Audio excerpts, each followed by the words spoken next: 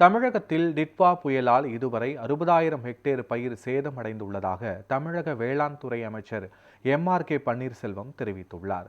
கிருஷ்ணகிரியில் தமிழ்நாடு விவசாய சங்கங்களின் கூட்டு இயக்கம் சார்பில் பெண் விவசாயிகள் மாநாடு நடைபெற்றது. இந்த மாநாட்டில் கலந்து கொண்டு பேசிய தமிழக வேளாண் துறை அமைச்சர் எம்.ஆர்.கே. பன்னீர்செல்வம், உணவுத்துறை அமைச்சர் சக்கரபாணி ஆகியோர் கலந்து கொண்டனர்.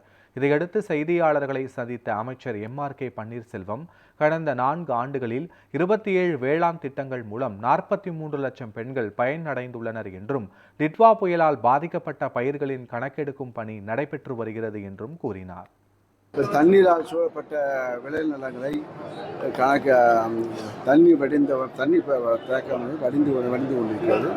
ஆக இப்போ எவ்வளோ பாதிப்பு தன்மையை அறிந்து அதுக்குரிய நிவாரணங்கள் வழங்கப்படும் என்று அறிவித்துள்ளார்கள்.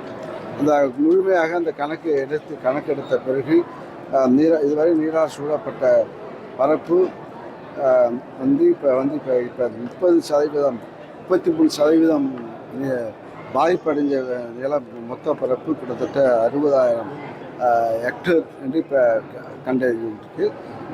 இன்னும் இப்போ அதிகமாகும்.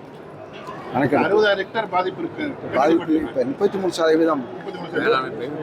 ஆமாம், இது 60,000 கிட்ட வேளாண் பயிர், தோட்டக்கலை பயிர் சேர்ந்து 60,000 ஹெக்டேர் அளவுக்கு பாதிப்பு இப்போ கண்டறிஞ்சிருக்கு. இன்னும் ஃபைனல் ரிப்போர்ட் வந்துட்டு இருக்கோம்.